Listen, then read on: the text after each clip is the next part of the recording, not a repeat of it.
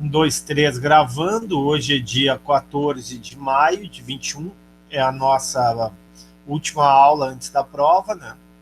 A gente vai terminar a matéria sobre tributos, vai falar um pouquinho mais sobre tributos, sobre tributação.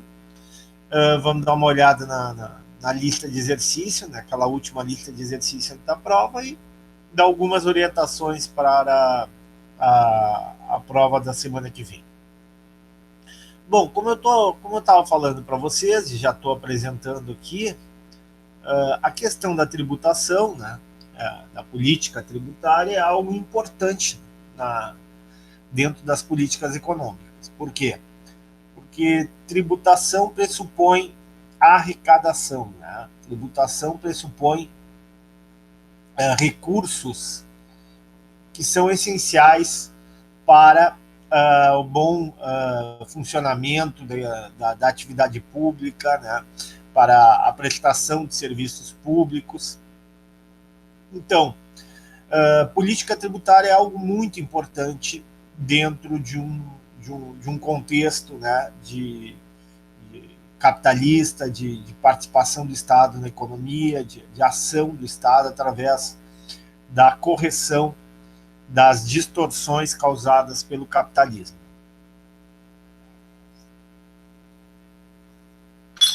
Como nós vimos na aula passada, né, tributo é um conceito bastante amplo, né? Ele implica não apenas impostos, né, mas também taxas, contribuições, e a tributação ela segue alguns princípios, né? Um princípio que é muito conhecido é o chamado princípio da capacidade de pagamento. O que é o princípio da capacidade de pagamento?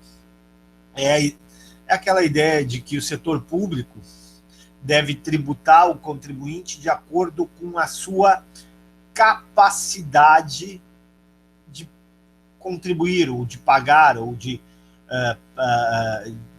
desembolsar recursos para o erário público. Então, toda vez que a gente pensa em tributação, a gente deve pensar em tributar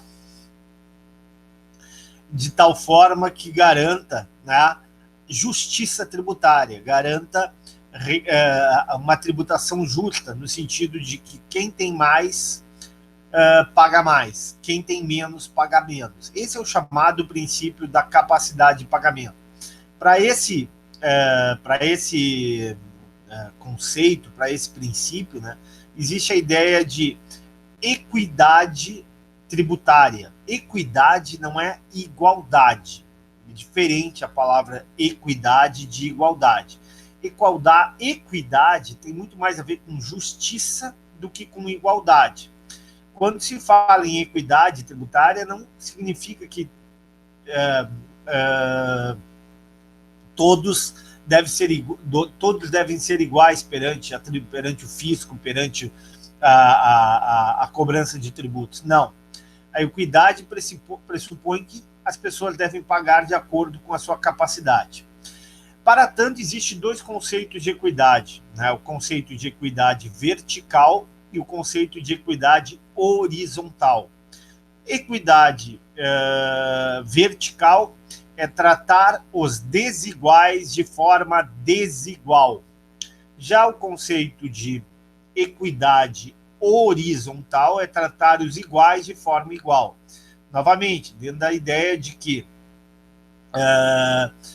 que seriam os desiguais? Tratar os desiguais de forma desigual. Seria, né, tributar mais pesadamente, tributar de forma mais intensiva, né, com maiores alíquotas, né, com maior carga tributária, aqueles, né, que têm maior fluxo de renda, né, maior quantidade de recebimento mensal ou anual, né, seja através de salários, seja através de aluguéis, seja através de lucros obtidos nas suas grandes empresas, né, seja através do arrendamento da terra, né, ou seja, equidade vertical é tratar os desiguais de forma desigual. Quem tem mais, paga mais. E equidade horizontal é tratar os iguais de forma igual, ou seja, tratar com a mesma carga tributária, com a mesma alíquota, com o mesmo ônus tributário, aqueles indivíduos que estão em condições semelhantes de renda, tá? De patrimônio, de estoque de riqueza, assim por diante. Então, esse princípio, o princípio da capacidade de pagamento, traz a ideia de equidade, traz a ideia de justiça tributária, sendo que essa equidade deve ser vista tanto do ponto de vista horizontal quanto equidade vertical. Outro princípio que é bem interessante, que ele é complementar ao princípio da capacidade de pagamento, é o princípio do benefício recebido. O que é o princípio do benefício recebido? O princípio do benefício recebido diz exatamente o seguinte: olha, além de tributar de acordo com a capacidade de pagamento, de acordo com a capacidade de contribuição do cidadão, nós também devemos considerar o quanto que ele demanda bens e serviços públicos, né? De tal forma que aqueles indivíduos que demandam mais bens e serviços públicos deveriam ter uma tributação maior do que aqueles que eventualmente demandam menos. Esse é o chamado princípio do benefício recebido. Para isso, existem alguns tributos, principalmente as taxas, né, as tarifas não é tributo, desculpe, as taxas, né, o pagamento de pedágio. Né? O pagamento de pedágio é um exemplo clássico de princípio do benefício recebido. Por quê? Porque o pagamento de pedágio determina o seguinte: tu só vai pagar pelo uso de uma estrada pública, pelo uso de uma rodovia ou pelo uso de uma via urbana em determinadas circunstâncias, se tu usar aquela rodovia, se tu usar aquela via urbana. Então vamos supor, eu gosto de ir para a praia todo final de semana. Tudo bem, sem problema. Tá? Toda vez que tu passar pela estrada, utilizar aquela estrada, tu vai pagar um pedágio. Né? Se for público, né, se o pedágio for público, vai para o erário público. Se for um pedágio concedido, como é atualmente a Freeway, por exemplo, a gente sabe que não é um tributo e sim uma tarifa, e já comentamos isso na aula passada. Bom, mas repetindo, então, o que significa esse princípio do benefício recebido? É a ideia de que quanto mais eu uso, quanto mais eu demando um bem ou serviço público, mais eu devo pagar. Tá? Para que haja também justiça. Né? Não tem sentido as outras pessoas pagar, eu não tenho carro, eu não viajo, não gosto de viajar, viajo só eventualmente. E essa pessoa estar pagando, mesmo que tenha uma capacidade de pagamento equivalente a outra pessoa, quem deve pagar mais? Aquele que demanda mais, aquele que utiliza mais bens e serviços públicos. Então, essa combinação desses dois princípios é fundamental para a construção de um sistema tributário adequado, ou seja, o princípio da capacidade de pagamento, né, que engloba tanto equidade horizontal quanto vertical, e o princípio do benefício recebido, que, em síntese diz o seguinte: que quanto maior for a utilização, a demanda por bem e serviço, mais aquele indivíduo deve pagar pelo seu uso. Ficou claro? Alguma pergunta em relação a esses dois princípios?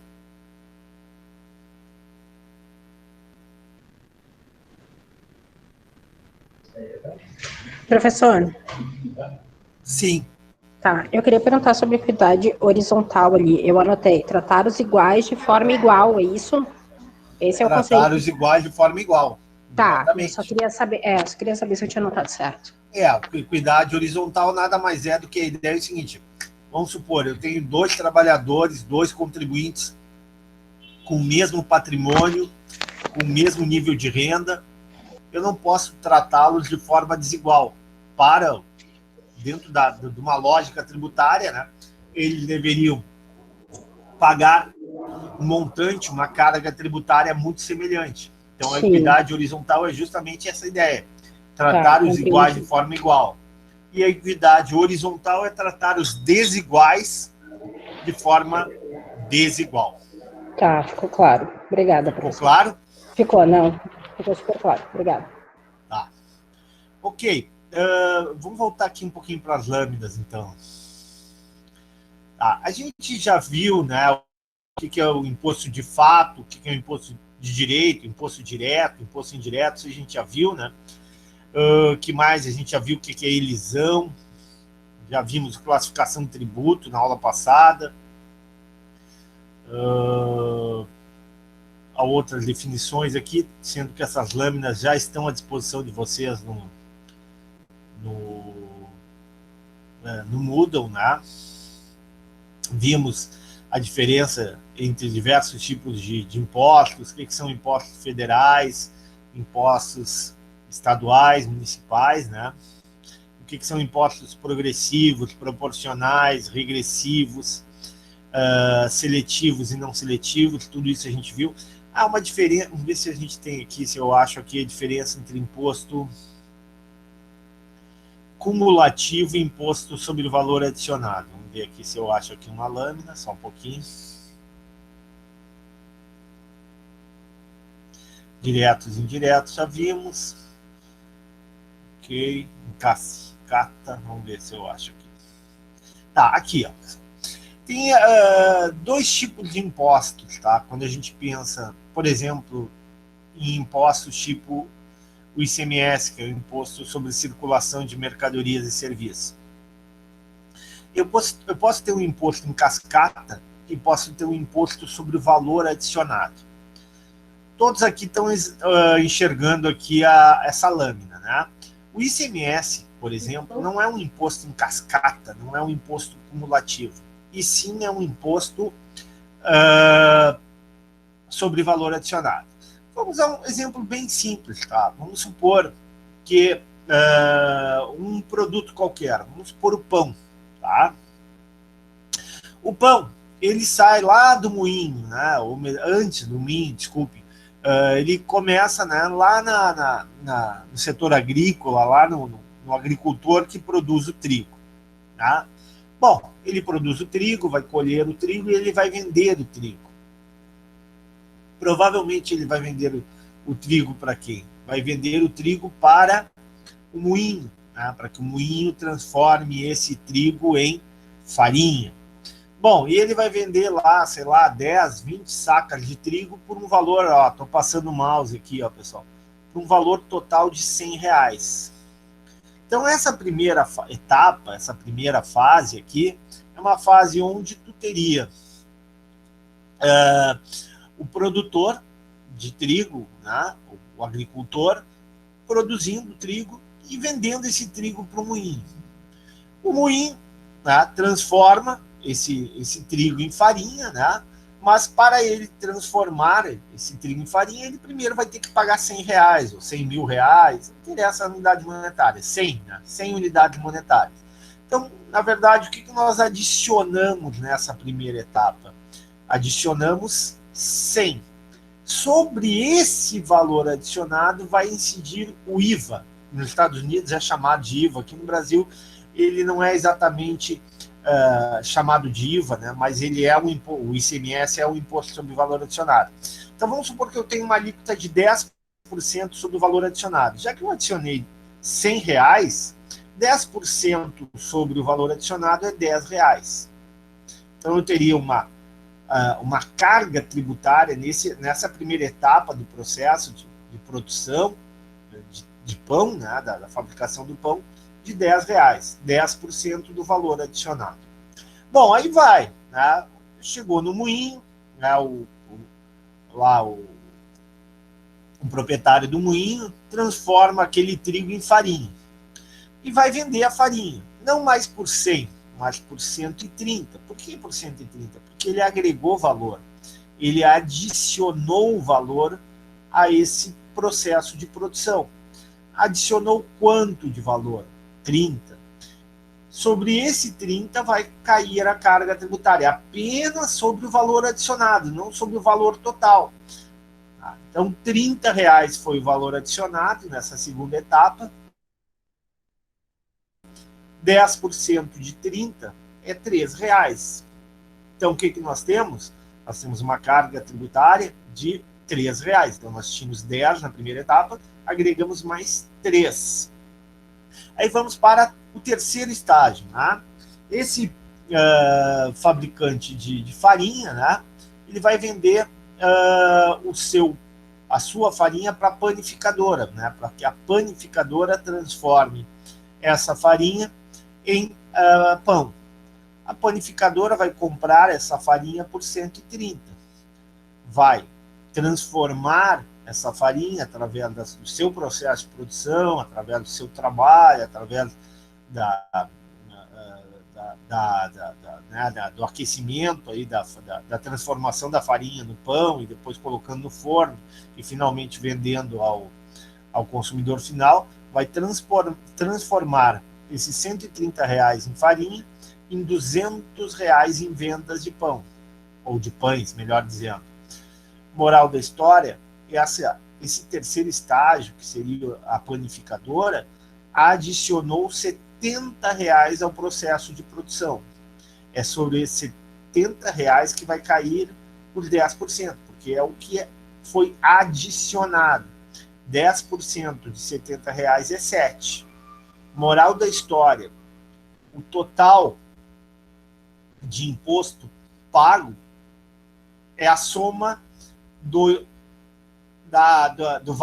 imposto sobre valor adicionado em cada etapa. Então, na primeira etapa é 10, na segunda etapa é 3 e na quarta etapa é 7, totalizando um imposto de R$20. Se fosse cumulativo, seria diferente, pessoal. Se fosse cumulativo, ao invés de pegar essa coluna do valor adicionado, eu pegaria o valor das vendas. Como é que ficaria o imposto total a ser pago? Seria 10% sobre 100, R$10. 10% sobre 130, R$13. 10% sobre 200, R$20. Ou seja, a carga tributária, ao invés de ser 20, né, o total de imposto pago, ao invés de ser 20, seria 20 mais 13 mais 10. Ou seja, seria 33, 43. Isso seria um imposto cumulativo, um imposto em cascata. Mas, né, tanto nos Estados Unidos, que nós temos o IVA, quanto no Brasil, que nós temos o ICMS, na verdade, o imposto ele é cobrado sobre valor adicionado. A diferença básica nos Estados Unidos e no Brasil é o seguinte: aqui nos Estados Unidos, o imposto, o IVA, né, deles, que seria o nosso ICMS, ele é descoberto ou adescoberto. Como é que se faz isso? Tu vai lá, já fiz isso nos Estados Unidos, tu vai lá e compra um tênis, por exemplo. Eu me lembro que eu comprei um tênis, era Adidas, custava algo em torno de 40, na época $40, o dólar estava R$2,50, era bem aceitável, né? Um tênis Adidas aí na faixa de R$120, um bom tênis Adidas, que eu não conseguiria comprar no Brasil, mas pagaria bem mais caro. Bom, aí cheguei na gôndola, cheguei lá para a menina lá que estava vendendo, que estava no caixa, e dei, né? Mostrei o preço para ela, registrou lá o valor que era para ser pago e adicionou o IVA americano, né? E apresentou a conta, apresentou para mim ali o bill, né? Bill é conta em inglês, né? O registro estava ali $45, que era o preço da mercadoria, mais o imposto sobre o valor adicionado, registrado ali na continha. Sim, acho que deu algo em torno de $6, $7. Moral da história, o professor, em vez de pagar 45, pagou 52. Mas ficou bem identificado para o professor que daqueles $52 que o professor havia pago para o tênis, $7 eram relacionados ao imposto sobre valor adicionado. Tá? Aqui no Brasil é diferente. Aqui no Brasil, provavelmente, eu iria comprar a mercadoria, vamos supor, se fosse um tênis Adidas, não sei quanto está hoje, mas acredito que não está menos de R$250. Eu vou lá e já pago o preço cheio. Ah, quer dizer que nós não pagamos imposto? sobre o valor adicionado? Não, pagamos, só que dentro, embutido do valor final, já está o imposto, o ICMS ou o imposto sobre valor adicionado. Entenderam, pessoal? Alguma pergunta? Alguma dúvida? Estou à disposição de vocês.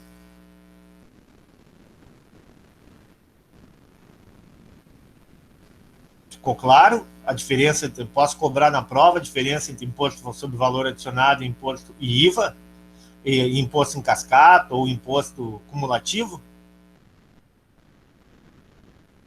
No supermercado é adicionado um valor, isso no Brasil? Laura?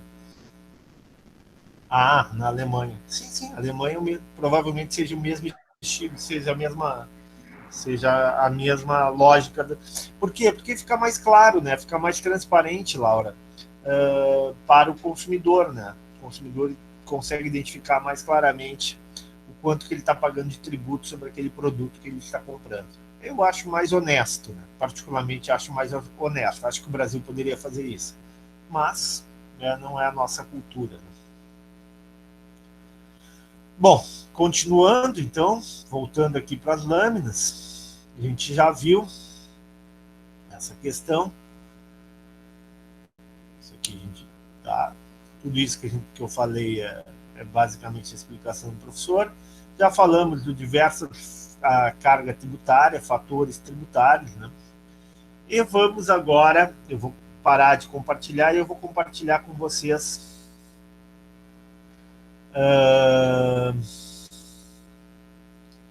vou compartilhar com vocês ali o exercício. Pergunto para vocês, alguém fez a tarefa já? Sim ou não? Eu não fiz ainda, nem peguei ela ainda, professor. Então, tá. Alguém tentou fazer, pessoal, assim, ó, não quero assustar vocês, eu sei que esse semestre está um pouco, né? Inclusive semana passada o professor não pôde dar aula, mas a semana que vem é prova, né? E a prova geralmente não é uma coisa muito fácil em economia. Né? Então peço que vocês tenham a atenção necessária para a cadeira. Já que tu falaste, pode ler para nós a questão 1, Daniel?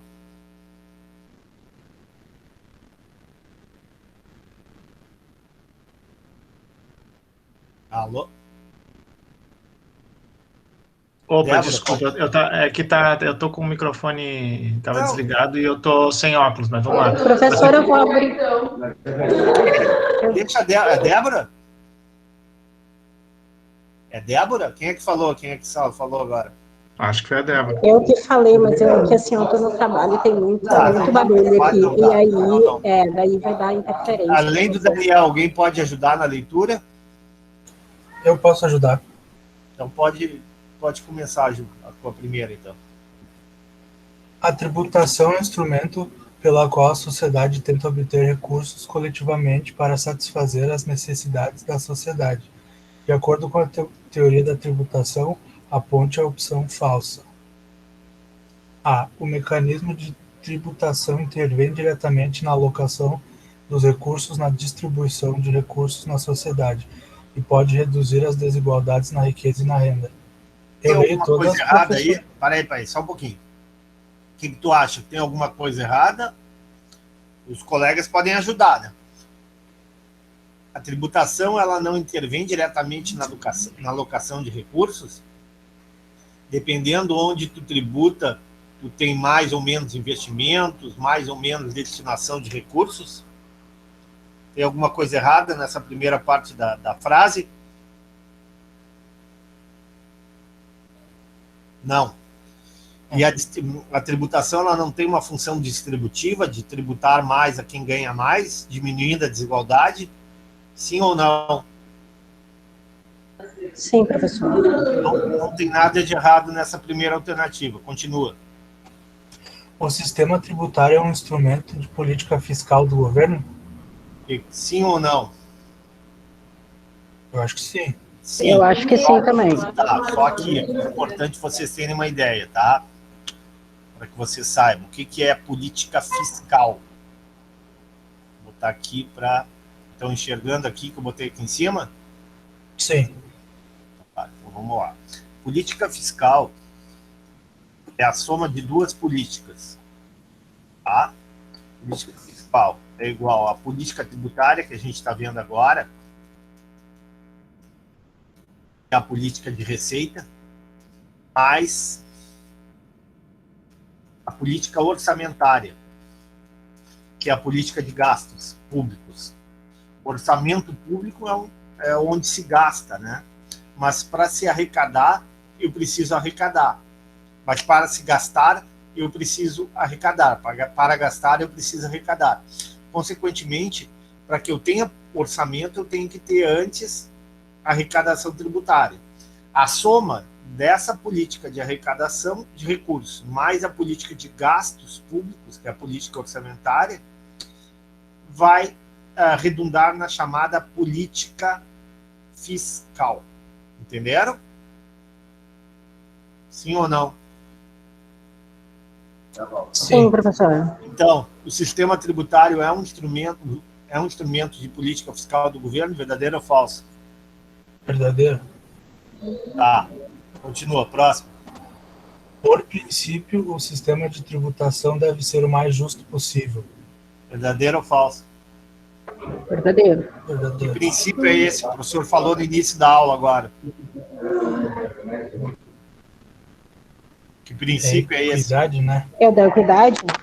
O princípio é da capacidade de pagamento, né? Que garante equidade horizontal e equidade vertical. Ok?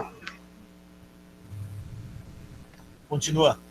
Os tributos devem ser escolhidos de forma a maximizar sua interferência no sistema de mercado, a fim de não torná-lo mais ineficiente. Certo ou errado? Eu acho que está errado. Aonde que está errado? Acho que É minimizar e não maximizar. Pessoal, repetindo, nós estamos dentro de uma lógica capitalista. Né? O objetivo não é interferir no sistema de mercado. O objetivo é o governo interferir de modo a garantir mais eficiência, de garantir que o mercado funcione melhor. Então, os tributos devem ser escolhidos não para maximizar a interferência no sistema de mercado, mas para minimizar a interferência. Claro que eles devem ser escolhidos, devem ser aplicados, né, com o objetivo de garantir justiça tributária, a melhor alocação de recursos, estabilidade da economia, né, estabilidade dos preços, fortalecimento da moeda, tudo aquilo que é importante para uma economia capitalista, mas não no sentido de maximizar a sua interferência. Entenderam? sim. Tá. Sim. Continua, próximo. A construção de um sistema tributário baseia-se no princípio do benefício e no princípio da habilidade de pagamento. Aqui habilidade é no sentido de capacidade, sinônimo, tá? Pergunto, errado ou certo essa aqui? Tá certo? Certo. Tá? Então, a alternativa incorreta, a opção falsa é essa aqui. Tudo bem? Alguma dúvida, alguma pergunta? Tranquilo, professor. Então vamos lá, próximo. Eu continuo lendo, senhor? Pode continuar, tá lendo bem. Na teoria da tributação, vários critérios ou características devem estar presentes na construção de um sistema tributário. Indique quais são esses critérios ou características que devem estar presentes quando da criação de um tributo. A. Neutralidade, complexidade e eficiência. Pode ler todos. B. Discricionariedade, benefício e produtividade. C. Unidade e universalidade. D. Equidade, simplicidade, neutralidade e capacidade de arrecadação. E. Produtividade, inequidade e eficiência. Tá, vamos com calma. Eu pergunto, a gente já falou um pouco sobre isso na aula passada. O objetivo do imposto é ser neutro ou o objetivo do imposto é distorcer a alocação de recursos? Em um sistema de mercado. É neutro. Então, isso aqui está certo. Tá? botar em azul, certo? O objetivo de um imposto é ser complexo ou ser mais simples a cobrança? Eu entendo que seja simples. Não tem um sistema simples nos tributos no Brasil para as empresas? Tem. Sim, Então, tá certo ou tá errado esse aqui? Tá errado. tá errado. O objetivo de um tributo é garantir eficiência à economia ou ineficiência à economia?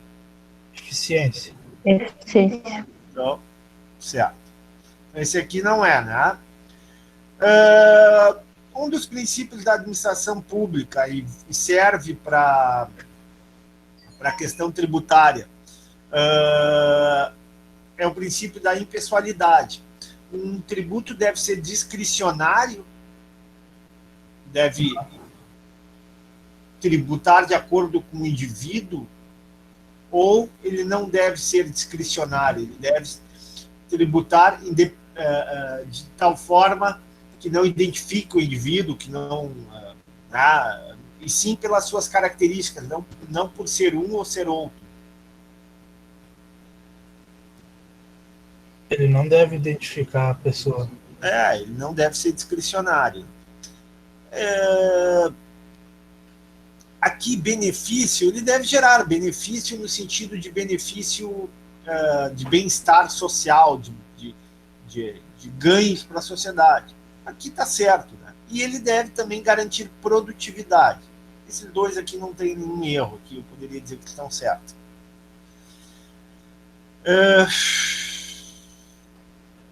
Um tributo deve ser garantir unidade e universalidade.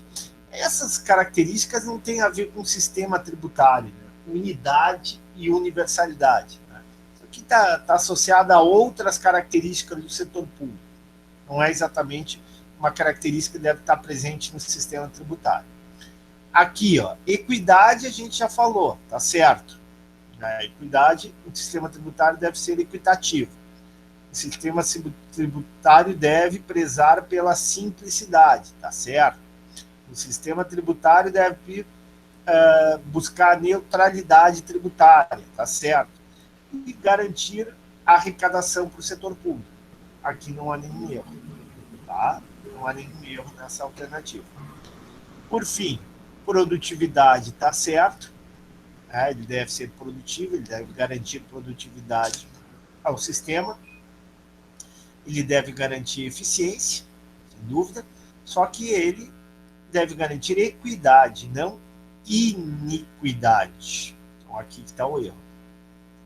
Moral da história, qual é a alternativa correta? AD. AD. Perguntas? Estou à disposição. Nenhuma O senhor dúvida? tinha feito uma relação. Fala. Eu tinha feito uma relação ali em relação à unidade e universalidade com questão de estado e município, mas pelo que tu falou não tem nada a ver, então. Fala, pode falar. Qual foi a tua lógica? É que, tipo, comunidade eu via os estados, né? E daí universalidade, imposto federal, alguma coisa assim, que se aplicasse a todo o país. Unidade como se fosse o quê? Unidade federativa, tipo, um imposto que é só no Rio Grande do Sul, ou um imposto que é só no estado, né? Que ele não. Cada estado tem o seu. O ICMS é um imposto. O problema é o seguinte, tá? O ICMS não é um imposto do Rio Grande do Sul. Existe ICMS em Santa Catarina, existe ICMS em São Paulo, né? A diferença é que, para esses impostos estaduais, né, há uma certa autonomia na questão tributária, por exemplo, no estabelecimento de alíquota. Né? Então, não haveria uma unidade exatamente, não. Cada estado da federação ele pode determinar quais produtos tributar e quais produtos não tributar, qual alíquota, né, ele deve estabelecer. A gente sabe, por exemplo, que a alíquota de CMS para os combustíveis no Rio Grande do Sul é diferente da alíquota de CMS para combustíveis em Santa Catarina. Depois, por exemplo, quais produtos, por exemplo, produtos da cesta básica devem isentar ou não. Ou seja, cada estado tem a sua autonomia, né? Na questão, na definição de algumas características básicas. Agora, o ICMS é um imposto estadual, todos os estados têm ICMS. Outro exemplo é o ISS. Aqui dentro do Rio Grande do Sul, cada prefeitura pode cobrar o imposto sobre serviços, o IPTU, mas cada prefeitura tem autonomia para estabelecer a alíquota do imposto sobre serviços e tem autonomia também para estabelecer regras para a tributação do territorial, né? De benfeitorias, de prédios e terrenos, como é o caso de Porto Alegre. Né? Porto Alegre seguramente do Rio Grande do Sul deve ser o IPTU mais caro. Né? Então, essa unidade que tu fala, na verdade, não é bem uma unidade, porque cada estado tem a sua liberdade, tem um certo grau de liberdade para a aplicação do tributo, para determinação da carga tributária relativa àquele tributo que é de competência do Estado. Claro que ele não pode legislar, ele não pode ter autonomia nenhuma sobre tributos que não são da sua alçada, né? Que são chamados tributos municipais e os tributos federais. E universalidade, né, é um conceito muito mais vinculado à cobertura. Por exemplo, sistema de saúde universal, SUS universal, significa amplitude. Não é exatamente um conceito associado aqui à área tributária. Ok? Respondido? Sim. Lê o próximo para nós. A principal fonte de receita do setor público é a arrecadação tributária. Com relação às características de um sistema tributário ideal, assinale a opção falsa. A distribuição do ônus tributário deve ser equitativa de forma horizontal e vertical. E aí, o que vocês acham? Verdadeiro ou falso? É falso. Falso? Onde é que está o erro aqui? Não é na questão ali do horizontal e vertical, é ser equitativa? Não deve tratar os iguais de forma igual e de forma desigual os desiguais? Ah, não, tá certo, é isso aí. Tá, próximo. Esse está certo. A cobrança dos impostos deve ser conduzida no sentido de onerar mais aquelas pessoas com maior capacidade de pagamento. Verdadeiro ou falso? Verdadeiro. Verdadeiro. Perfeito. Próximo. O sistema tributário deve ser estruturado de forma a interferir o minimamente possível na alocação de recursos da economia.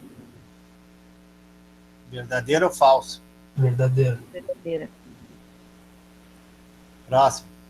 O sistema tributário deve buscar proporcionalidade na cobrança dos tributos entre os agentes econômicos. Verdadeiro ou falso?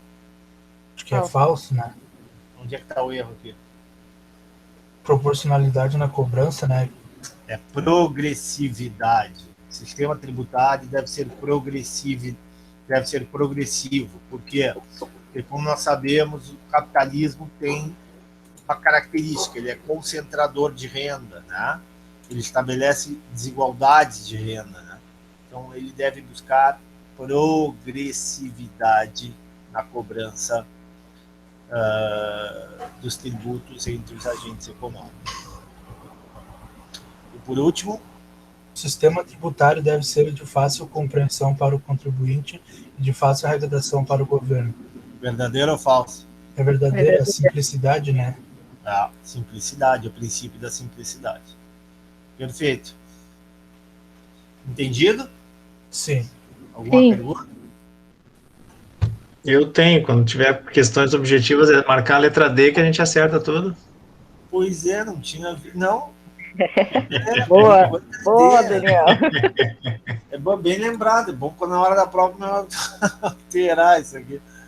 Bom, Daniel, já que tu é tão perspicaz nessa questão, vai agora para ti, a próxima. Pode 4. começar. Responda verdadeiro ou falso.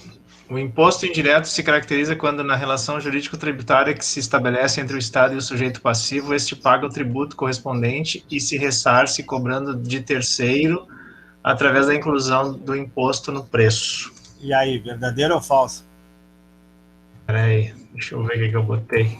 Botei verdadeiro. Verdadeiro. Verdadeiro, né? Esse é o princípio, né, do contribuinte de fato e o contribuinte de direito. Né? Não tem nada errado aqui, né? O sujeito passivo, né, é aquele que vai pagar de fato, mesmo não sendo o contribuinte de direito. Você lembra que eu falei o caso da van escolar, né, do aluguel do inquilino, assim por diante. Continua. Impostos progressivos são os impostos cujas alíquotas são fixadas em percentagens variáveis e crescentes. E aí? Verdadeiro. Verdadeiro. Perfeito. Próximo. Sonegação é um conjunto de sistemas legais que visa diminuir o pagamento de tributos. Não se confunde com evasão, pois a sonegação é o uso exclusivo de ferramentas lícitas admitidas na legislação. Verdadeiro ou falso? Legais é falso. Sonegação é desvio de recursos, né? É não pagamento do tributo devido, né? Sonegação é crime. Então, como é que se chama o conjunto de sistemas legais que visa diminuir o pagamento de tributos? Falando da aula passada. Relação. Elisão. Elisão, isso aí. Elisão.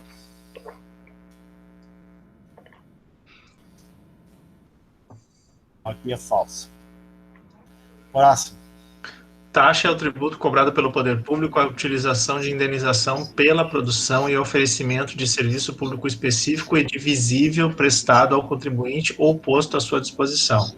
Não pode, no entanto, ser confundido com os valores cobrados pela prestação de serviços públicos, através de empresas públicas ou de economia mista, tais como tarifas telefônicas, fornecimento de força, energia elétrica, água, etc. Verdadeiro ou falso? Verdadeiro. Perfeito. Esse é o conceito, né? Conceito legal de taxa. Perfeito. Vamos para o próximo. A teoria econômica moderna estabelece critérios de imposição de tributos. O critério que postula que a tributação não introduza distorções nos mecanismos de funcionamento e alocação de recursos da economia de mercado é o da... E aí? Letra D. Não, Brincadeira. Não. Brincadeira. É neutralidade, né? Neutralidade. Deve ser neutro, no sentido de não distorcer a alocação de recursos. Né? Esse é o grande desafio, é um dos grandes desafios de um sistema tributário. Continua. Do ponto de vista das finanças públicas, disse em relação ao princípio do benefício recebido que...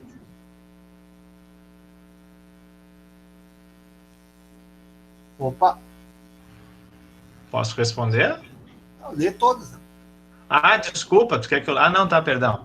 Letra A, cada um deve pagar proporcionalmente às suas condições. Esse Letra aí é B. o princípio do benefício recebido ou é o princípio da capacidade de pagamento? Isso é de capacidade. Tá. Então vou botar vermelhinho aqui, porque esse aqui é o princípio da capacidade de pagamento. Próximo. Letra B. Este princípio é o mais observado nos impostos sobre a renda e o patrimônio. O que vocês acham? Uh-uh. Não. O princípio da capacidade de pagamento é o mais observado sobre a renda e patrimônio. Renda é o conceito de fluxo de riqueza e patrimônio é o conceito de estoque de riqueza. E sobre teu tamanho da tua riqueza, teu estoque de riqueza e o tamanho do teu fluxo de renda, tu tem que ser cobrado de acordo com a tua capacidade de pagamento. Quanto maior teu estoque de riqueza, quanto maior teu fluxo de riqueza, mais tributo tu deve pagar dentro de uma lógica. Isso aí, pessoal, não é ser de esquerda, ser socialista. É buscar o melhor para o capitalismo. O capitalismo ele vai ser tanto mais dinâmico, tanto melhor, quanto melhor a distribuição de riqueza. Tá? Continua. Letra C. Este princípio pode ser observado na aplicação de taxas sobre os contribuintes. O que vocês acham? Eu marquei essa aí, por exclusão das outras. É essa aí mesmo. Essa aqui mesmo. Essa aqui que está certa. Próxima. Letra D, as pessoas devem ser tributadas de acordo com a sua capacidade de pagamento. Isso é o princípio da capacidade de pagamento, não é o princípio do benefício recebido. Tá certo, mas... Tá? Entendido? Sim. Uma voz feminina agora, pessoal. Chega de voz masculina aqui. É que lê para nós.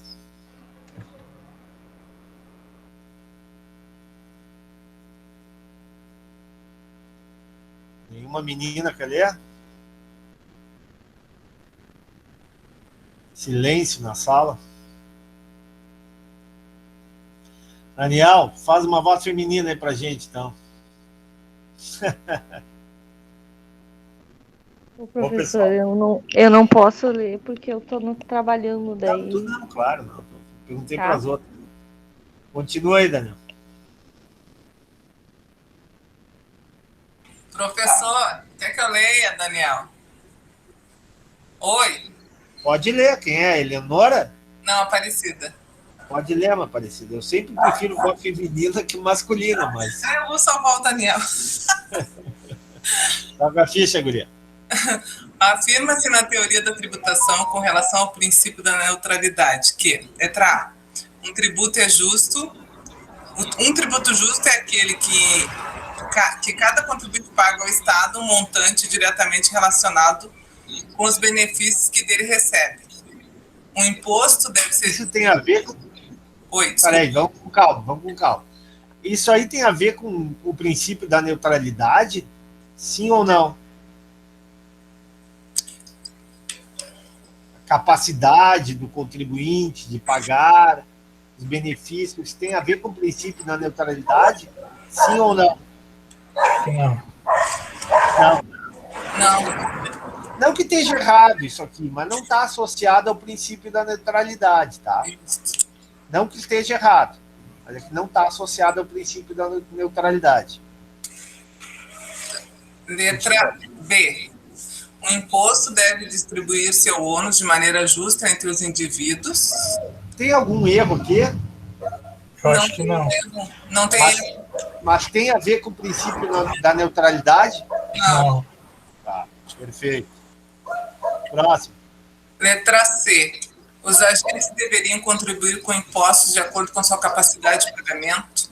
Tem algum erro aqui? Não. Mas tem a ver com o princípio da neutralidade? Não. Letra D. Este princípio é seguido quando os tributos não alteram os preços relativos, minimizando sua interferência nas decisões econômicas dos agentes de mercado. É essa alternativa aqui. Sim.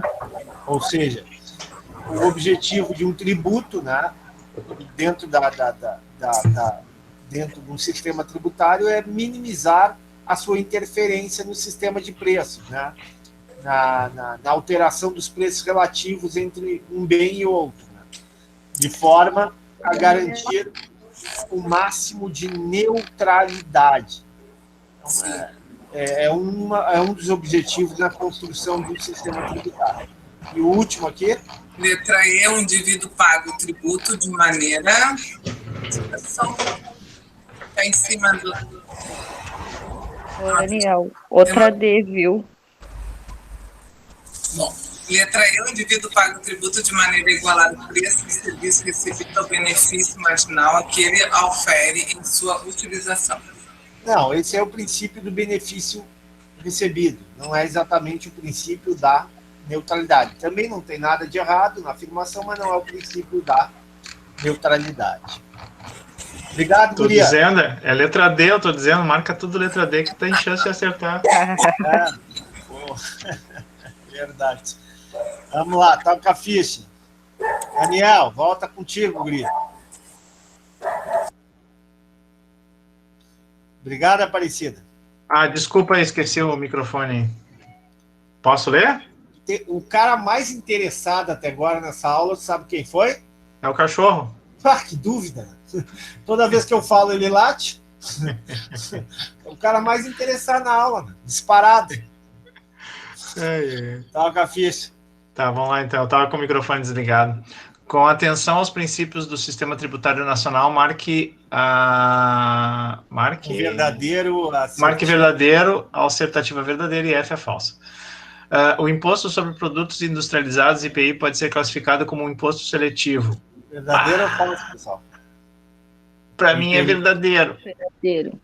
Verdadeiro, né? Porque tu consegue, né, estabelecer seletividade, por exemplo, carro popular, carro não popular, produtos de luxo, produtos que não são de luxo, produtos essenciais, como medicamentos, né? Tu pode estabelecer seletividade. Próximo. O imposto de renda no Brasil pode ser caracterizado como um imposto progressivo. Verdadeiro ou falso? Para mim é verdadeiro. Verdadeiro, né? Tu tem alíquotas crescentes, né? De acordo com a capacidade de pagamento. Próximo. O empréstimo compulsório é uma espécie de tributo. Verdadeiro ou falso, pessoal? Empréstimo compulsório é tributo ou não é tributo? Segundo a Pra lei. mim, não. Eu acho que não, né? Eu acho que não. Ah, não, peraí, tributo.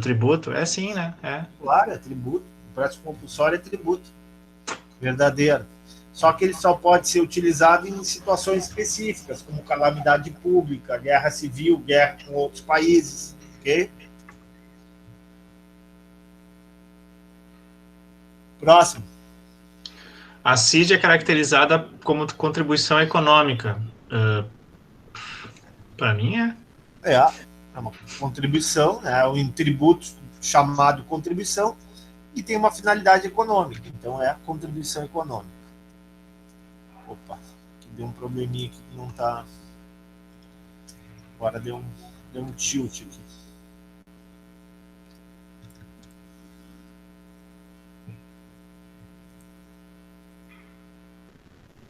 Tá, próximo. Essa aí eu sofri. O alvará de funcionamento de um restaurante pode ser considerada uma taxa. Há controvérsias. Por quê? Não, é que é o seguinte, é que eu fui pesquisar isso aí, professor, porque tem alguns lugares que dizem que o alvará, tu pode buscar ele gratuitamente, mas também existem taxas, aí eu fiquei na dúvida. O alvará em si não necessariamente é tributado, mas depende do local. Eu fiquei na dúvida com relação a isso. Mas aqui diz pode, né? Ah, bom, é verdade. Então é verdadeiro. Verdadeiro. Xiii. Vou corrigir lá então que eu te entreguei. Tranquilo, sem problema. Próximo. No Brasil, o ICMS é um imposto em cascata. Verdadeiro ou falso? A gente viu aqui na aula de hoje isso. Uhum. Verdadeiro ou falso? Alguém responde aí. É que só eu que falo, né? O cachorro. Eu falei agora há pouco, eu vou chamar o cachorro daqui a pouco de novo. É o cara aqui da sala, né? Eu botei verdadeiro. É verdadeiro. Não, é falso, né, pessoal? Eu dei uma aula agora há pouco dizendo que ICMS é um imposto sobre valor adicionado, pessoal. Não é um imposto em cascata, não é um imposto cumulativo.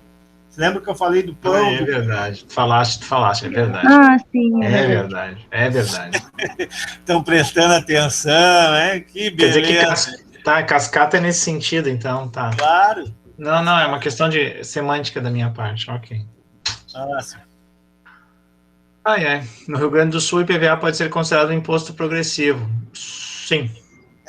Pode ser, né? Tu tem característica, né? Quanto mais novo o carro, mais caro. Quanto maior a motorização, mais cara. Tem uma série de características que determinam uma certa progressividade, né, no IPVA. Próximo.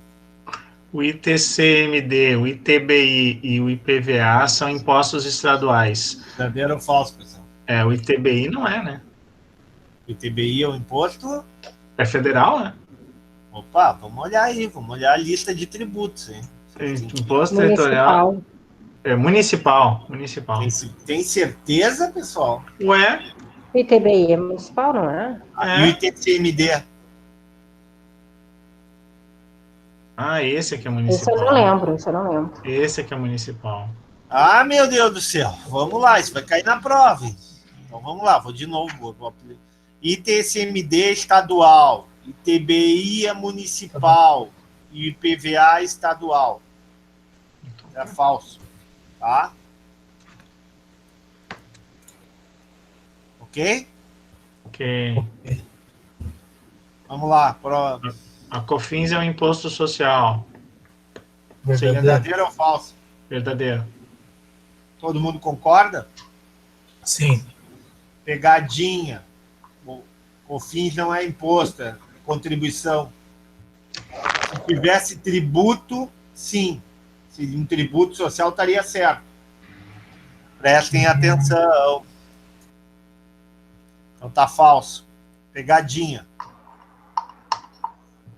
Elisão fiscal é crime de acordo com as leis brasileiras. Falso. Falso.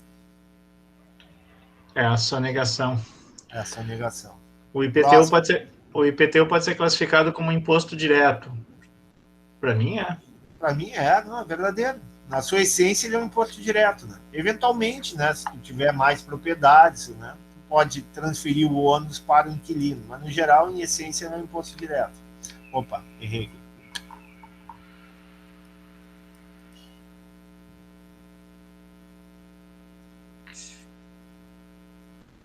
Próximo. O ISS é um imposto municipal. Sim. Verdadeiro, né? Perfeito. Próximo. O II, o imposto sobre importação, é um tributo federal. Sim. Verdadeiro. Próximo. O ITR é um imposto estadual. Verdadeiro ou falso? Falso. É o federal, né? Uhum. Sendo que há uma transferência para o município, né, de valores. É. Então é falso. O FGTS pode ser classificado como uma taxa. Verdadeiro ou falso? Fundo de garantia. É uma taxa. Não, peraí, não.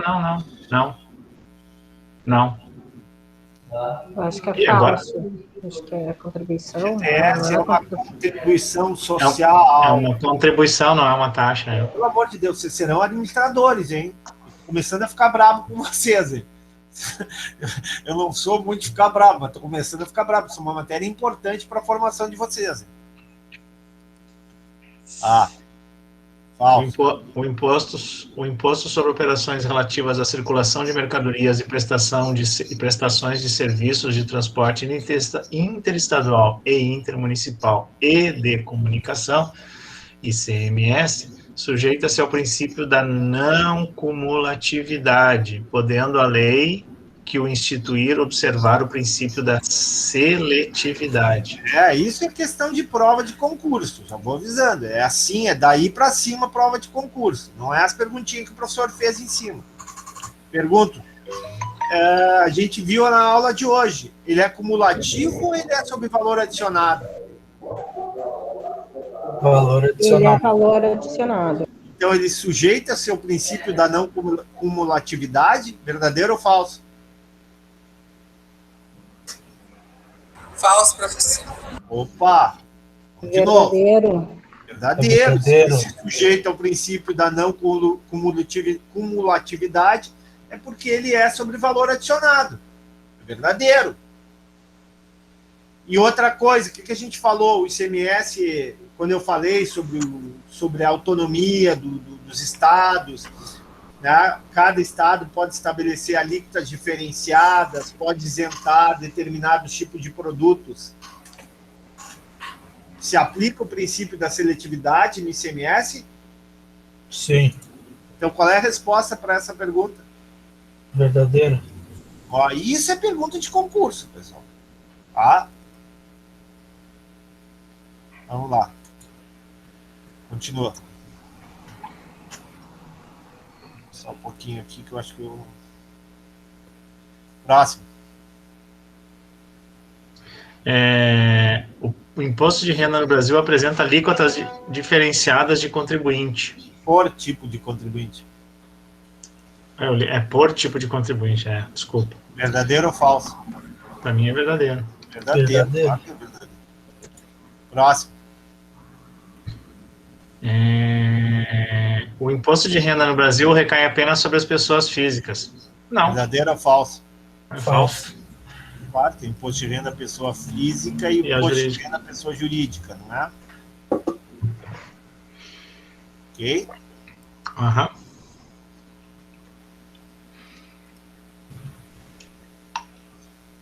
Próximo. A Constituição no Brasil prevê a aplicação do imposto sobre grandes fortunas. Verdadeiro ou verdadeiro. falso? Verdadeiro. É verdadeiro. Não está legislado, mas existe. Tá previsto, mas não regulamentado. Isso. Próximo. A estrutura de tributos é composta apenas por impostos e contribuições. É falso. Falso, né? Tem empréstimo compulsório, tem taxas, tá? Não é falso. Próximo. Sonegação no Brasil é crime previsto em lei. Verdadeiro. Perfeito. Próximo. O ISS pode ser definido como um imposto seletivo. Verdadeiro ou falso? Boa pergunta. Para mim é falso, mas eu não sei me argumentar. Não, é verdadeiro. Verdadeiro. Pode estabelecer alíquota diferenciada, a prefeitura Ah, poderia tá. estabelecer uma alíquota diferenciada, por exemplo, salão de beleza, uma alíquota maior ou menor, conserto de computadores, né? Entendeu? Uhum. Serviços escolares, né? Tu pode estabelecer seletividade. Ok? Ficou claro? Ok. Vamos lá. Continuamos. É longa essa lista de exercícios. Que bom que vocês fizeram. A gente só está revisando, né, pessoal? Fico muito feliz com isso, sabe? Vocês já fizeram e a gente está apenas revisando. Eu disse para ti que eu não tinha feito, eu confundi com o da aula de ontem. É o de ontem que eu ainda não fiz, esse aqui eu já tinha feito. Então toca a ficha, Daniel. Peraí que eu não tô na tua tela, eu tô na minha, peraí. 9. Baseado no princípio de neutralidade fiscal, assinale a resposta correta. Letra A. A neutralidade pressupõe o critério de benefício, atribuindo a cada indivíduo um ônus equivalente aos benefícios que ele usufruir. Tem a ver com neutralidade isso? Sim ou não? Não. Não, professor. Próximo. Oi, quem é que quer falar? Opa, alguém quer falar alguma coisa? É que alguém só respondeu não, é isso aí. Tá, próximo.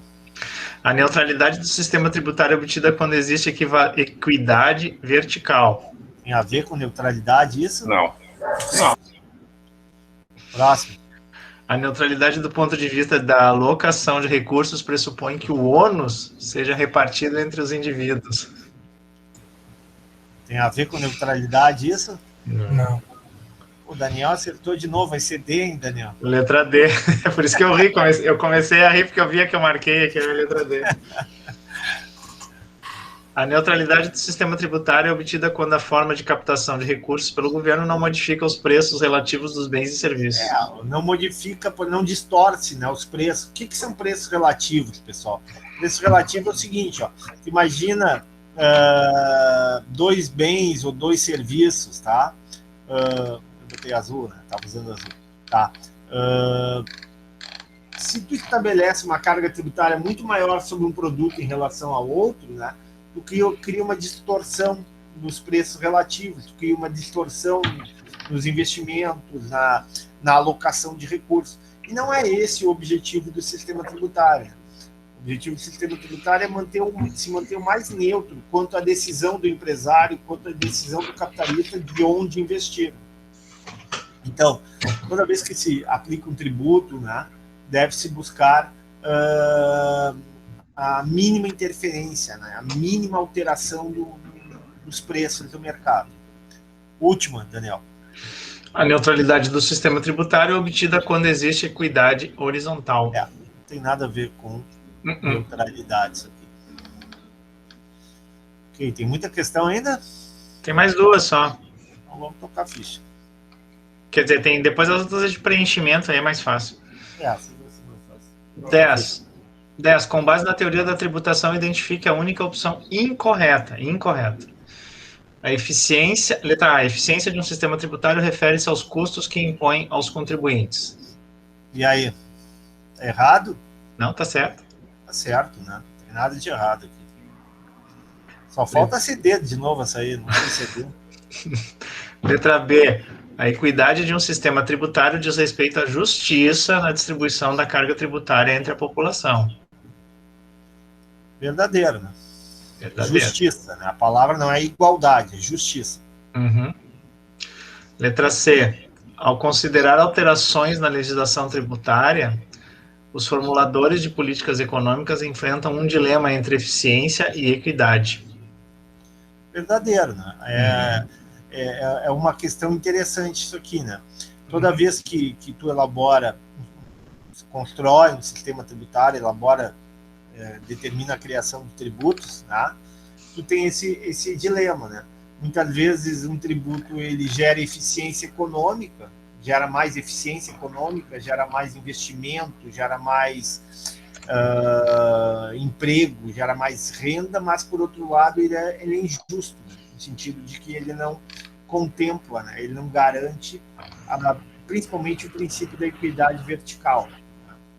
Por outro lado, muitas vezes o legislador, né, quando formula um novo tributo ou quando constrói um sistema tributário, né, se ele busca demasiadamente equidade, né, a garantia de justiça tributária, muitas vezes ele pode estar penalizando, né, a eficiência econômica, né? Isso pode estar dificultando, né, o crescimento da economia, o crescimento da renda e o crescimento do emprego.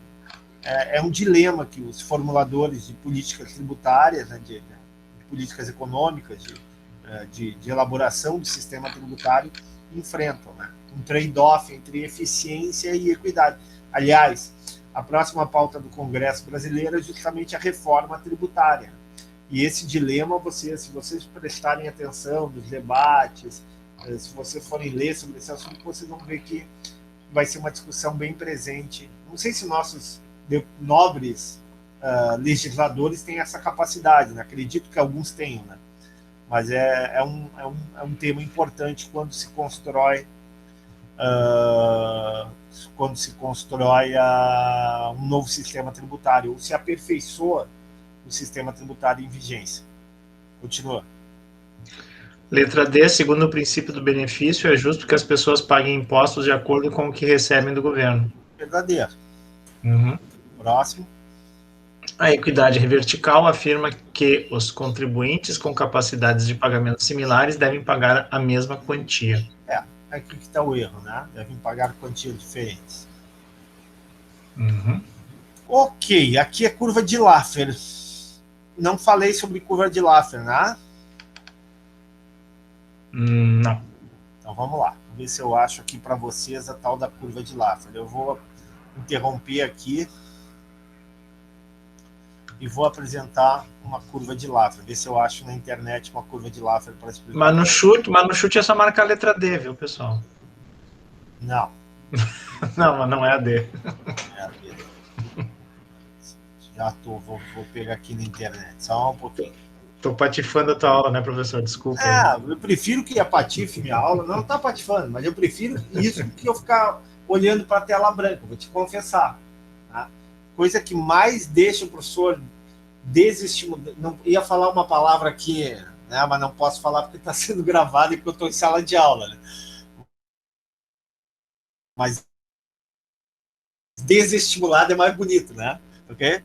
Eu ficar falando meia hora e não escutar a voz de vocês. Aí é duro, né? Mas tudo bem, fazer o quê? A vida é assim, né? Estamos nessa aí, estamos há 1 ano e meio nessa, né? E pelo que eu falei com a professora ontem, a coisa vai longe, né? Opa, não estou conseguindo. Alguma coisa aconteceu aqui. Curva de Laffer, poxa. Tem alguém pode botar a curva de Laffer e compartilhar com a gente? Daniel, tu tá com a internet aí? Eu tô, deixa eu ver aqui onde é que tá. Bota aí e compartilha uma guia ali para nós. Peraí, mas onde é que eu vou achar isso aí? Só um pouquinho. Bota a curva de Laffer imagem. Aí eu explico para vocês direitinho. É que eu andei tocando em alguma coisa aqui que eu não consigo digitar nada aqui.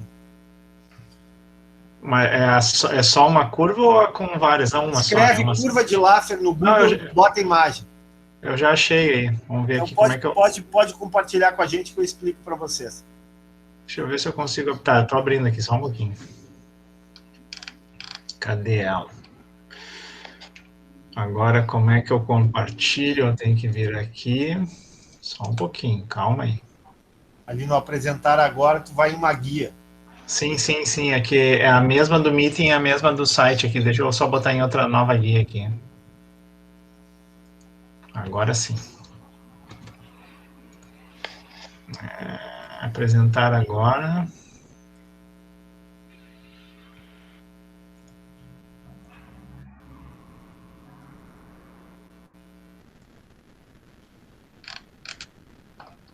Não sei se está aparecendo aí. Ainda não. A mim não tá. Para mim tá aparecendo já.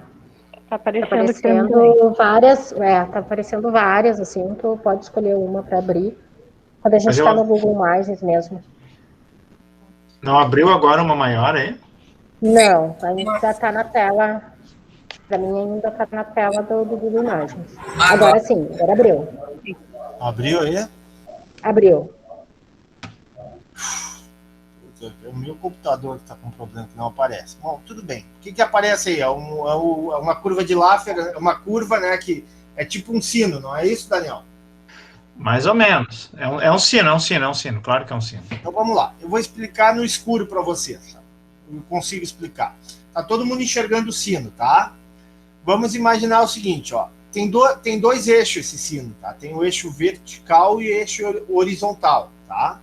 O que seria o eixo horizontal? O eixo horizontal seria a arrecadação tributária. Seria o montante de dinheiro arrecadado através da cobrança de um tributo, ou através da cobrança de um conjunto de tributos. E o que seria o eixo vertical? Né?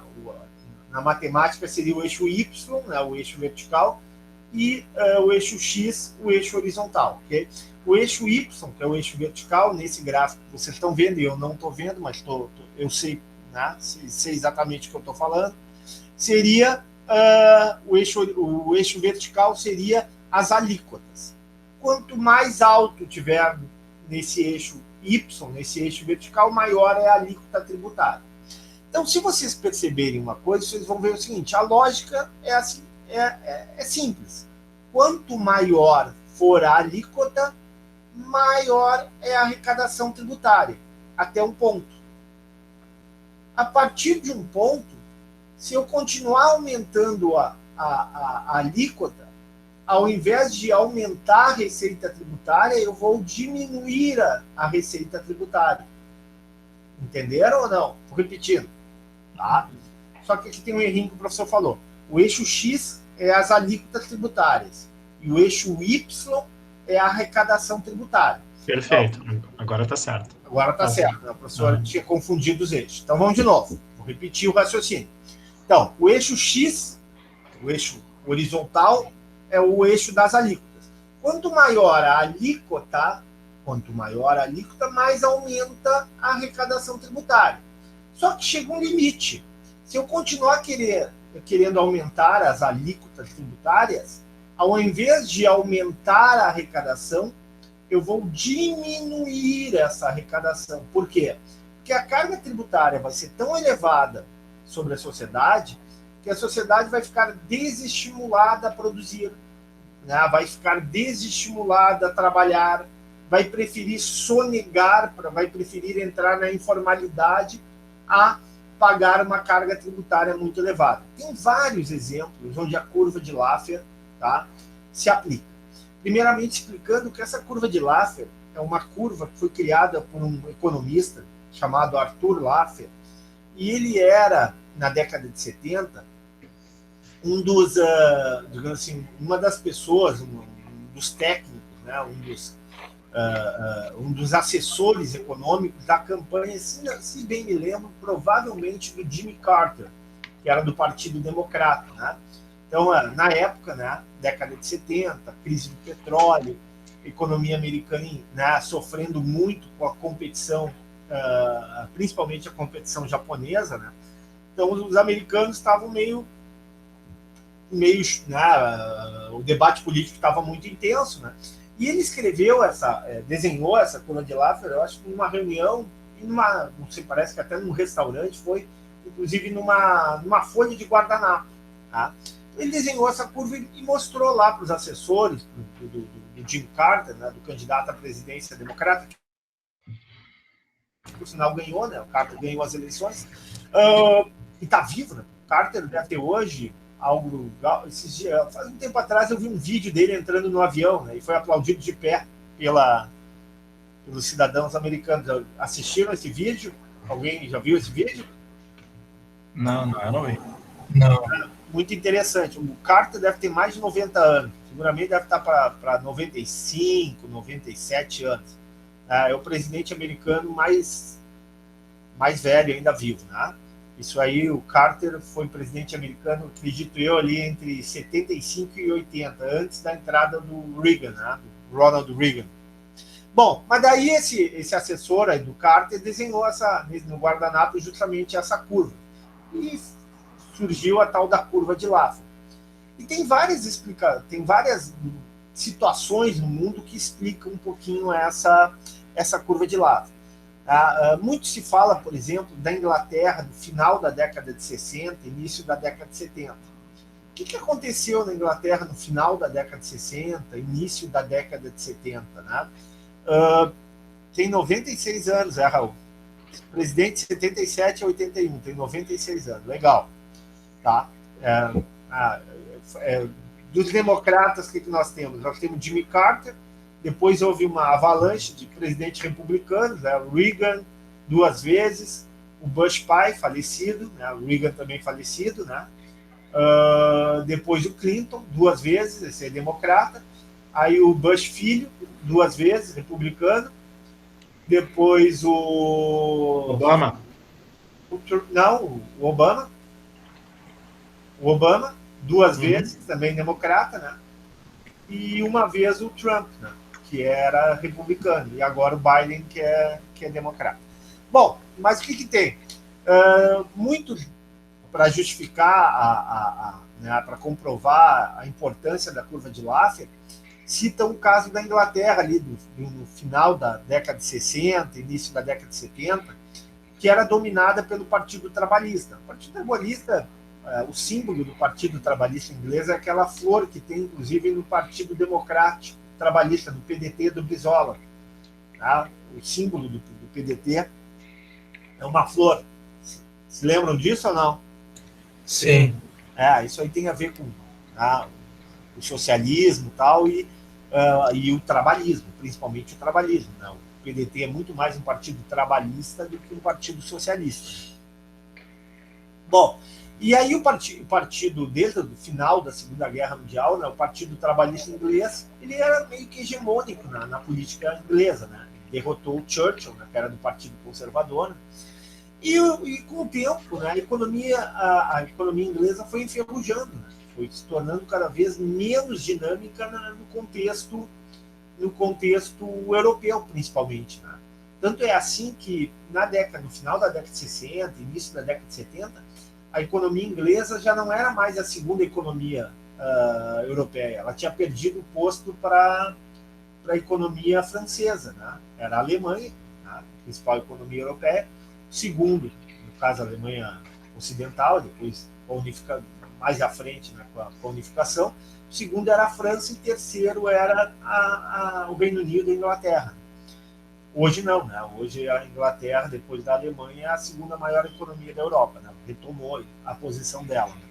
Bom, mas daí, e o que se justificava na época? Por que a economia inglesa estava tão devagar, né? Tão enferrujada?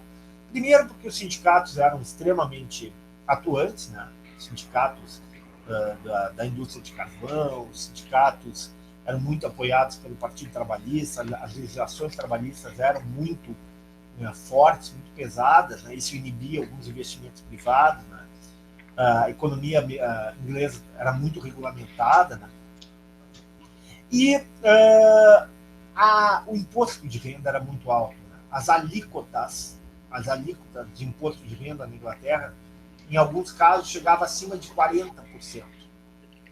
Qual é a alíquota máxima de imposto de renda para a pessoa física no Brasil, pessoal? 27? 27,5, né? 27,5. Aqui o João Rafael está falando da Rosa Socialista, exatamente. Bom, obrigado, João. Tá, e aí o seguinte, aí aconteceu o seguinte, o que se começou a se perceber na Inglaterra, né? As pessoas preferiam não trabalhar. Há vários filmes na Inglaterra dessa época, e um pouco mais recentes, que mostram, né, digamos assim, o ócio, né, o estímulo ao ócio, as pessoas desempregadas, né, o seguro-desemprego era alto, né, o valor de seguro-desemprego em função de ter um partido trabalhista, de defender, de ser dominado por sindicatos, né. Então, o que acontecia na Inglaterra ali no meados da década de 80, 70 era justamente isso. As pessoas diminuíram o número de horas trabalhadas. Não valia, por exemplo, fazer hora extra. Por que não valia a pena, né? Porque o ganho adicional era praticamente quase todo consumido pela tributação. Né? E a curva de Laffer explica isso um pouco. Né? Excesso de tributação gera, ao invés de estímulo à produção, gera, na verdade, desestímulo à produção. As pessoas vão trabalhar menos, né, porque não querem trabalhar para dar maior parte do governo. Tá? As empresas ou vão para a informalidade, né, ou buscam outras atividades, outros setores, ou outros países onde a tributação é menor. Né?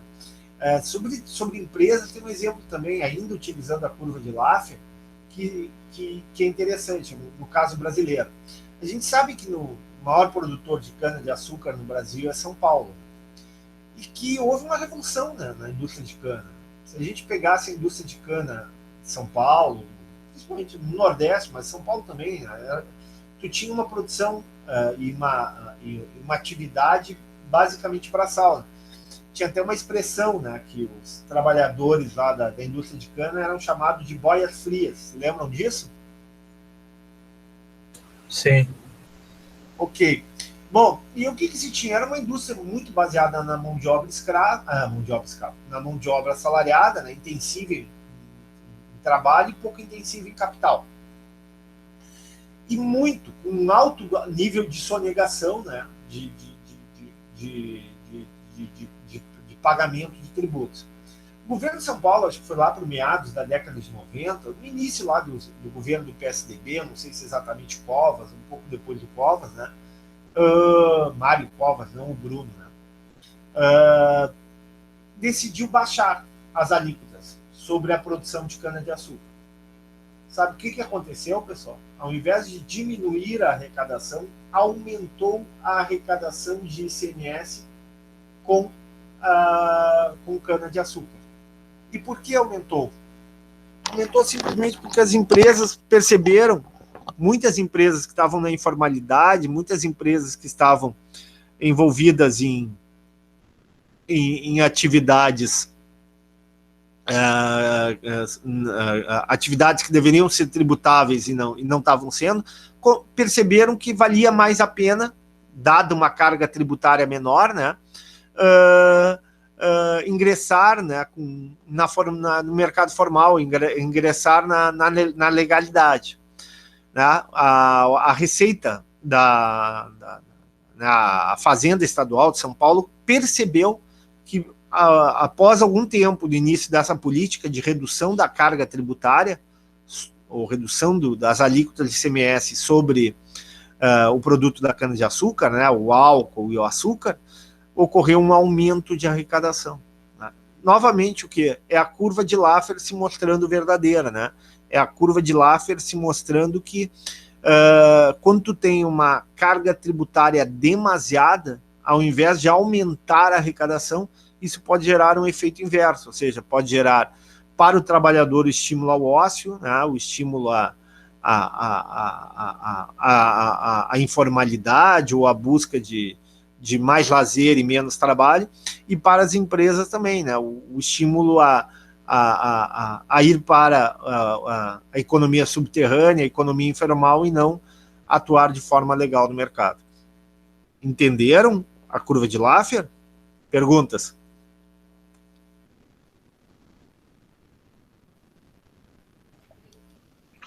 Para mim faz sentido. Discutiu-se isso aí tempos atrás aqui no Brasil, né, que já estávamos chegando num determinado momento, não me lembro qual foi o ano disso, mas eu acho que era eu acho que era no governo Dilma, eu acho, não tenho certeza, de que estávamos chegando a alguma coisa próxima a isso. Quer dizer, existia uma análise de que a tributação estava tão alta que podia acontecer isso. Não se sabe exatamente onde é que se chega a esse ponto de máximo aí na curva. Não tem como saber. É difícil tu dizer, né? E essa curva ela pode servir para um sistema tributário, para um conjunto de tributos, ou simplesmente para um tributo específico, tá? Um imposto específico. Então, claro, mas ela evidencia um conceito, né? Ela mostra um conceito. Ela mostra um conceito de que o potencial de arrecadação tem um limite, tá? Não adianta querer aumentar indefinidamente a arrecadação ou tentar aumentar as alíquotas para aumentar a arrecadação, que isso não necessariamente irá garantir aumento de arrecadação tributária. É essa a ideia, o que tem por trás da curva de Laffer. Ok? Ok. Tá, Daniel, vou compartilhar de novo aquele exercício agora, ok? Tá, eu já parei aqui. Tá.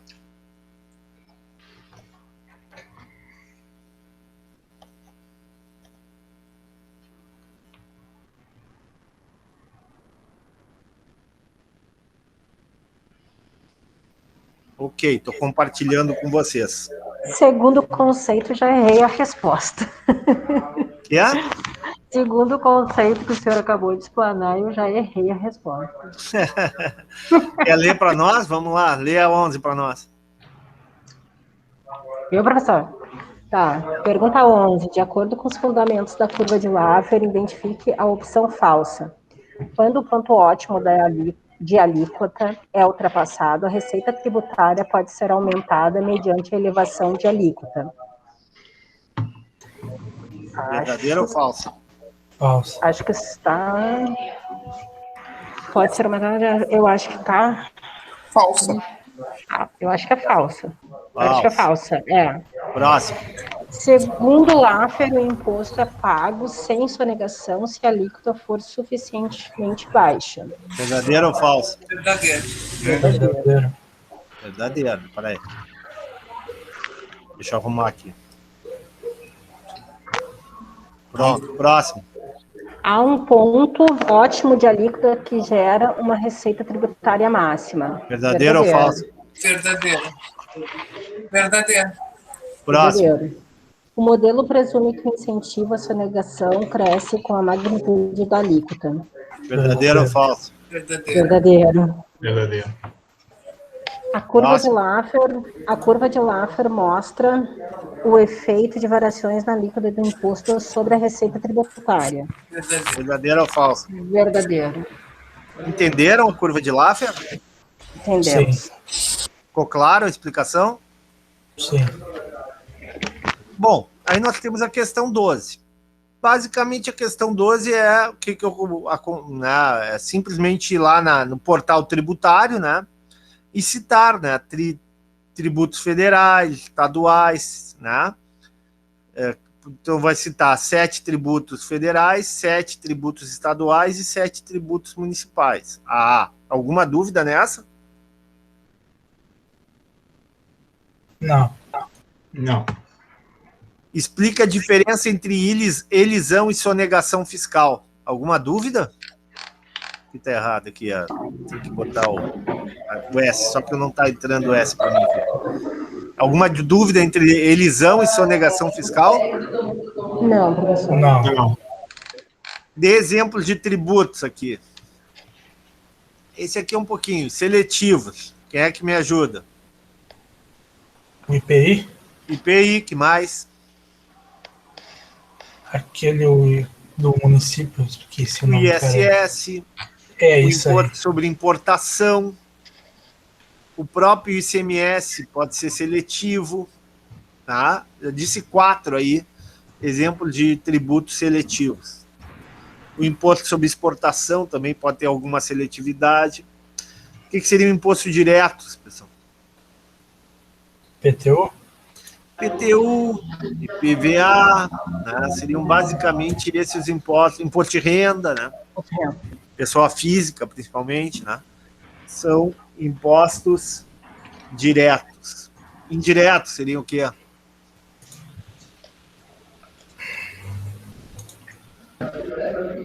Eu coloquei ICM, IPI. ICMS, IPI, ISS, né? Imposto sobre importação. São quase todos impostos indiretos. Próximo, progressivos. Imposto de renda? Imposto de renda pessoa física, imposto de renda pessoa jurídica. A gente falou, né, em algumas situações, o próprio IPVA, o IPTU, né, tem alguns elementos de progressividade.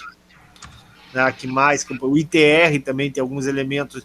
O ITR não é bem progressivo, né? O ITR ele cobra mais de quem utiliza mal a terra, né? Depende do uso da terra. Se tu faz um bom uso da terra, né? Dentro daquela ideia de que a terra é um bem social, né? Tu tributa menos. O que são os impostos sobre o comércio exterior? O que seria? De importação? Basicamente imposto sobre importação e sobre exportação, né? Impostos incidentes sobre produção, ou tributos incidentes sobre produção. O IPI? O IPI, né? O IPI, né, seria o exemplo clássico de imposto sobre produção, né? Sobre patrimônio, seria o quê? O IPTU, né? O IPVA também é um patrimônio, né? O carro é um bem, né? Mais imposto sobre grandes fortunas também. Oi? O ITR também? Também. Dá para classificar o ITR também como imposto sobre patrimônio. Imposto de renda, professor, dá para classificar? Não. Renda é fluxo, não é estoque. Patrimônio é estoque. Tá bem. Entendeu a diferença ou não? Entendi. Fiquei na dúvida, mas agora entendi. Renda é fluxo. Carro é estoque. Terra é estoque de riqueza. Um apartamento é estoque de riqueza. Então, o salário é fluxo. Duráveis. Aí o último aqui, sobre circulação de mercadorias, basicamente é o ICMS. Entenderam? Sim. Sim, eu posso colocar mais coisas aqui na prova, mais opções. Bom, acho que esse exercício deu. Vamos falar um pouquinho sobre a prova agora, tá? Então, o que vai cair a prova? A prova tem bastante matéria, né? Tem política cambial, né? Tem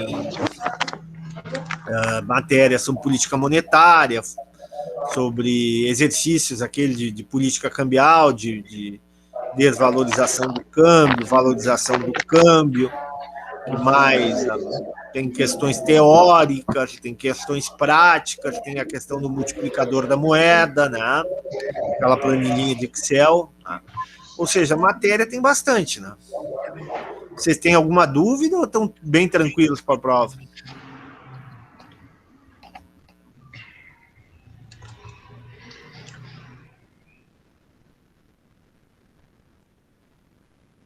Hein, pessoal? Nenhuma dúvida? Então vai não tem dúvida, ótimo. É política cambial, monetária e tributos, professor? Basicamente é isso, na primeira área é isso. Tá? Essa matéria da primeira área.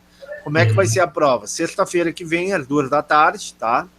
O professor vai abrir um pouquinho antes das 2h, lá pelas 15 para as 2h, o professor vai mandar por e-mail a prova.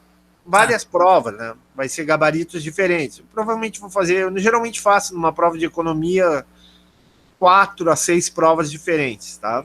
Com gabaritos diferentes. Aí eu abro, aí eu mando por e-mail para vocês, tá? Vocês vão receber lá pelas 15 para as 2h a prova e vão ter um tempo para fazer a prova, porque 2 horas, vai depender do tamanho da prova que eu fizer, tá? E aí, terminado a prova, o aluno vai ter uma pasta, né, para depositar no Moodle. que aí fica registrado o horário que o aluno depositou a prova no Moodle. Ok? O professor, nos primeiros 15 minutos de aula, ele fica online, ele vai abrir uma sala de aula virtual, um Google Meet, como a gente está tendo hoje, para ler a prova, para tirar uma ou outra dúvida que o aluno tenha, né, no início da prova. Então, nos primeiros 15 minutos, 20, até meia hora, o professor fica à disposição, quem quiser participar, né, pelo Google Meet, aí eu vou mandar convite. O aluno pode eventualmente ler a prova e ficar em uma ou outra dúvida, né, e fazer perguntas, né, para o professor pelo Google Meet online. Passada essa meia hora, o professor fecha a sala, né, e fica pelo WhatsApp acompanhando a prova de vocês até o fechamento da prova. Entenderam? Prova composta de questões dissertativas?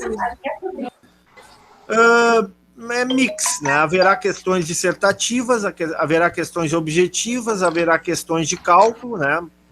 Bastante, pode ter na área de política cambial ali, aqueles exercícios de cálculo, pode ter no multiplicador, no cálculo do multiplicador, né? Também questões de cálculo. Vai ser de tarde, então, professor? Pois é, a questão da prova à tarde. Eu acredito que alguém gostaria de fazer à noite? Eu gostaria, porque esse horário de trabalho vai ficar muito bem. Eu vou ver a possibilidade do seguinte, então, tá? Daí eu teria que fazer uma prova diferente, de abrir dois horários, né? O horário da tarde, que seria mais ou menos das 2 às 4h30, 4h30, né? Eu vou ver isso aí, depois eu mando pelo WhatsApp direitinho para vocês, e aí pode ser que eu abra também um horário para a noite, para o aluno que preferir fazer à noite, tá? Porque eu sei que tem aluno aí que tá trabalhando, né? E claro, eu não quero deixar do aluno ter a oportunidade de fazer a prova. Então, eu vou ver isso. O ideal seria só um turno, né? Se fosse possível todos fazerem à noite, seria o ideal, mas eu não sei se alguém tem aula à noite ou não, né? Aí fica por vocês. Se porventura todos puderem fazer à noite, né, seria melhor, mas como eu falei em sala de aula, tem que haver unanimidade. Ok? Tá bom, professor, eu vou ficar aguardando, mas eu prefiro à noite, com certeza. Tá, ok. Não, tudo bem. Se porventura alguém não gostar de fazer a prova à noite, preferia fazer a aula à tarde, me manda uma informação pelo privado, tá? Que daí eu vou saber que o aluno vai querer fazer a prova à tarde, e ele tem esse direito, né? Porque o nosso horário é à tarde. Se ninguém se manifestar, né, pode ser no grupo, ou se sentir constrangido, se manifestar no privado, né? Se ninguém se manifestar, aí eu faço só o horário da noite, ok? Tá bom. Tá bom? Professor, as questões de multiplicador ali, tá? A gente vai fazer pelo Excel, se tiver essas questões. Excel. O ideal seria vocês fazerem, já deixarem prontinho o esqueleto, prontinho, o modelinho pronto. Tá? É o conselho que eu dou para vocês não perderem tempo de montar a planilha de Excel na hora da prova. Já deixem pronto. Tá bom. Obrigada. Mais alguma pergunta? Não, para mim não. Acho, pessoal, que a gente se comunica ali no grupo agora para falar sobre a questão do horário da prova. Eu seria adepta de fazer à noite também a prova. E aí eu acho que a gente pode ali se manifestar ou se manifestar. Eu acho que assim, como eu falei, eu não quero constranger ninguém. Né? O aluno que quer fazer à tarde tem esse direito, porque o horário é à tarde. Tá? Então, o aluno que eventualmente quiser fazer à tarde, eu peço que se manifeste no privado, que mande para mim, né, no privado, né? Professor, gostaria de fazer à tarde. Aí, claro, eu vou me obrigar a fazer em 2 horários. Para mim é chato, né? Porque eu vou passar o dia inteiro envolvido com prova, mas tudo bem, esse faz parte, né? O professor também tem que ter um certo sacrifício, né? Então, seria a forma de eu retribuir aí a atenção de vocês, o esforço de vocês. Ok? Ok, Agora, obrigada. caso ninguém se manifeste no privado, tá? Caso todos concordem em fazer à noite, aí a prova seria às 19 horas. Ok? Entendi. Então tá. Então tá, pessoal. Obrigado pela atenção. Uma boa tarde para vocês. Um bom final de Boa semana. tarde, pessoal. Tchau, tchau. Boa tarde. Professor, amanhã vai ter alguma aula? Não, né? Não, a gente corrigiu a Corrigiu lista de tudo. exercício hoje, né? Tá, então valeu. Obrigada, professor. Boa Um tarde. abraço. Tchau, tchau. Tchau. Tchau, valeu, professor. Um abraço. Tchau, tchau.